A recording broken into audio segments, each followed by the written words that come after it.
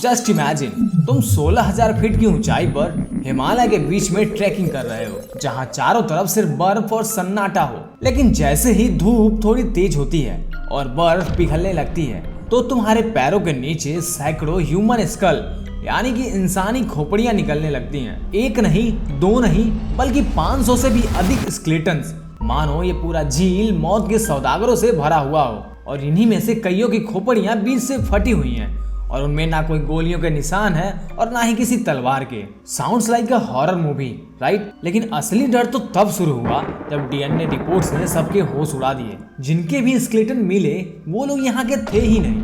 कुछ लोग 5,000 मील दूर यूरोप से चलकर हिमालय की सुनसान ऊंचाई पर पहुंचे थे। लेकिन क्यों? कौन थे ये लोग और कैसे इनकी मौत हुई? क्या ये सिर्फ एक हादसा था या सदियों पुराना कोई श्राप? आज हम उत्तराखंड की उस खौफनाक रूपकुंड लेक की रहस्य की गहराइयों में उतरेंगे, जहां साइंस हार चुकी है और सिर्फ मौत के निशान बाकी हैं। तो कुर्सी की पेटी बांध लीजिए, क्योंकि स्केलेटन लेक की यह सच्चाई आपकी रूह कपा देगी।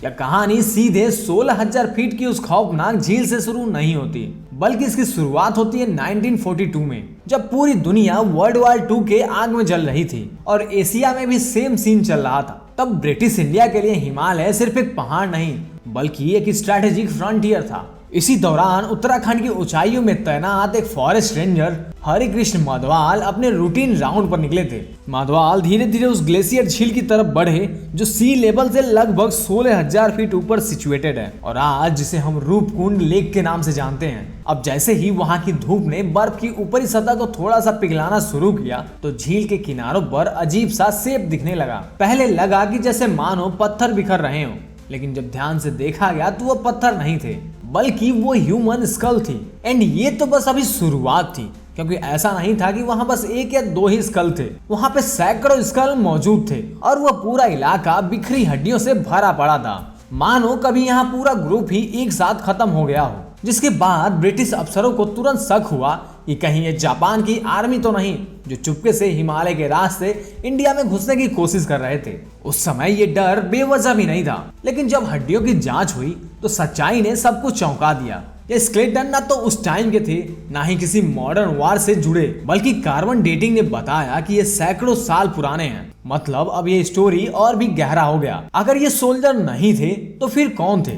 किस मकसद से इतनी ऊंचाई पर आए थे और कैसे इन सब की मौत हो गई? अब साइंटिस्ट की रिसर्च तो अपनी जगह है, लेकिन अगर तुम वहाँ के लोकल लोगों से बात करो तो एक अलग ही कहानी सुनाते हैं। वहाँ के लोगों का कहना है कि उत्तराखंड के पहाड़ों में नंदा देवी को सिर्फ एक माउंटेन नहीं बल्कि माँ के रूप में देखा जाता है। गाँव में आज भी एक पुराना लोकगीत गाया जाता है और वहाँ के बुजुर्ग कहते हैं कि कई सौ साल पहले कुछ यात्री नंदा देवी के दर्शन करने उस रास्ते से जा रहे थे, लेकिन उन यात्रियों ने रास्ते में बहुत ही ज्यादा शोर शराबा किया, हंसी मजाक किया और उस पवित्र जगह की मर्यादा का सम्मान नहीं किया। तो माँ इस बात से नाराज हो गई और अचानक मौसम बदला। आसमान काला पड़ गया, तेज हवाएं चलने लगी और फिर ऊपर से ऐसे ओले गिरने लगे जो आम ओलों जैसे नहीं थे। लोकल सॉन्ग में उन्हें लोहे जैसा सख्त बताया गया है, लाइक बड़े भारी और जानलेवा। कहानी के अकॉर्डिंग वो हेलस्टोन इतने जोर से गिरे कि यात्रियों को संभलने तक का मौका नहीं मिला।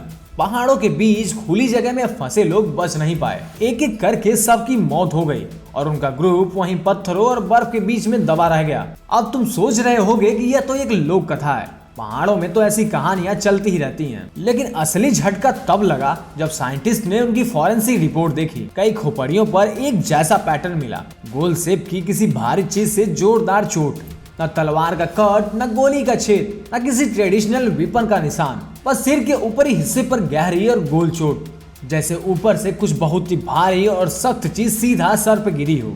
कुछ एक्सपर्ट्स ने तो ये कहा कि ये चोटें इतनी प्रिसाइज थी कि ऐसा मानो कि लोग खड़े खड़े ऊपर से आए किसी चीज का शिकार हो गए हों। और यहीं पर साइंस और लोक कथा एक दूसरे के सामने आकर खड़ी हो जाती हैं। लेकिन असली झटका तब लगा जब इन स्केलेटन की डीएनए टेस्टिंग की गई। साइंटिस्ट ने 38 स्केलेटन से डीएनए सैंपल्स निकाले। जब उनका जेनेटिक एनालिसिस सामने आया तो ये साफ हो गया कि ये लोग एक समय के नहीं थे, यानी यह किसी एक घटना में मरे लोगों का समूह नहीं था। यहाँ अलग अलग दौर के लोग मौजूद थे। सबसे पहले रिसर्चर्स की नजर जिस ग्रुप पर गई वो सबसे बड़ा था। पहला ग्रुप जिसमें 23 लोग साउथ एशियन ओरिजिन के निकले। और उनका डीएनए बताता है कि वो लगभग 7 से 10 सेंचुरी के बीच के थे। मतलब ये लोग भारत और आसपास के एरिया से जुड़े थे और काफी पुराने समय के थे।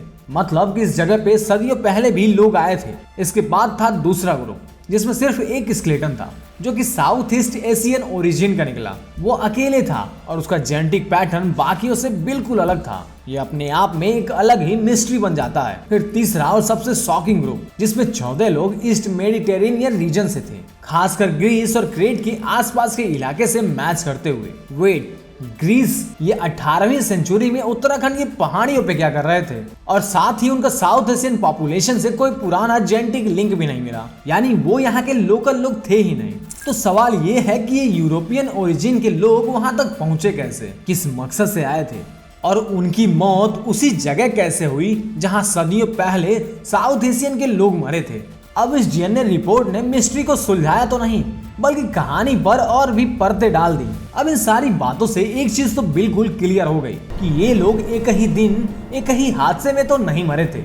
इंडियन ओरिजिन वाले स्केलेटन और मेडिटेरेनियन रीजन वाले स्केलेटन के बीच में लगभग 1000 साल का गैप था। मतलब साफ है कि ये कोई सिंगल ट्रेजेडी नहीं थी। यह कहानी लेयर्स में दबी हुई है, जैसे किसी ने हिस्ट्री को परत दर परत यहाँ छुपा दिया हो। अब यहीं से एक और सवाल अराइज होता है कि अगर ये सब लोग अलग अलग टाइम से थे तो ये लोग यहाँ पे कर क्या रहे थे? क्या रूपकुंड लेक कोई एक नॉर्मल हिमालयी झील नहीं, बल्कि एक तरह का मेकशिफ्ट ग्रेवयार्ड था, ऐसा स्पॉट जहां लोग अपने डेड रिलेटिव की अस्थियां लाकर छोड़ देते थे, क्योंकि पहाड़ों में कुछ जगह को डरावना मानकर वहां अंतिम संस्कार और अस्थि विसर्जन की परंपरा रही है। या फिर कहानी इससे भी ज्यादा डरावनी है? क्या हर कुछ सदियों बाद यहाँ कोई ऐसी नेचुरल डिजास्टर आती थी, लाइक अचानक आई भीषण hello storm, extreme cold exposure या हाई एल्टीट्यूड सिकनेस जो एक पूरे ग्रुप को वहीं खत्म कर देती थी? कुछ रिपोर्ट्स में ये भी सामने आया कि कई स्कल्स पर ऊपर से जोरदार चोट के निशान थे, जैसे ऊपर से भारी ओले गिरे हों। इमेजिन करो 16,000 फीट की ऊंचाई और चारों तरफ से बर्फ, और तभी अचानक आसमान से क्रिकेट बॉल जितनी बड़ी ओले गिरनी शुरू हो जाएं, तो ऑफ कोर्स बचने का कोई रास्ता नहीं होगा। और सबसे इंटरेस्टिंग बात, मेडिटेरेनियन ग्रुप के लोगों का यहाँ होना। वो लोग उस जमाने में इतनी दूर हिमालय पे क्यों आए थे? पिलग्रिमेज, ट्रेड रूट या कोई अनएक्सप्लेन्ड एक्सपेडिशन? अब ये पार्ट आज भी मिस्ट्री है। साइंस ने DNA testing, carbon dating, isotope analysis सब कर लिया, लेकिन अभी तक कोई फाइनल कंक्लूसिव थ्योरी नहीं आई जो इस कहानी को 100% एक्सप्लेन कर दे। हर थ्योरी में थोड़ा सा लॉजिक है, लेकिन एक बड़ा सा क्वेश्चन मार्क भी। हर साल जब बर्फ पिघलती है तो झील अपनी राज दिखाती है। रिसर्चर्स आते हैं, सैंपल्स लेते हैं, पेपर पब्लिश होते हैं, लेकिन सच क्या है वो अभी तक पूरा क्लियर नहीं हुआ। और शायद यही वजह है कि रूपकुंड लेक सिर्फ एक ट्रेकिंग डेस्टिनेशन नहीं है, बल्कि एक ओपन मिस्ट्री है जो हर बार हमें थोड़ा सा जवाब देती है और उससे ज्यादा नए सवाल थमा देती है। तो यार दोस्तों, आपका क्या सोचना है इस रूपकुंड लेक के बारे में? आप अपनी राय कमेंट सेक्शन में जरूर बताइएगा। और अगर वीडियो थोड़ी सी भी अच्छी लगी हो तो वीडियो को लाइक और चैनल को सब्सक्राइब कर लीजिए। ऐसी मजेदार वीडियोस आपको मिलती रहेंगी। तो मिलते हैं फिर एक नए वीडियो के साथ, तब तक के लिए देखते रहिए द एक्सप्लोर।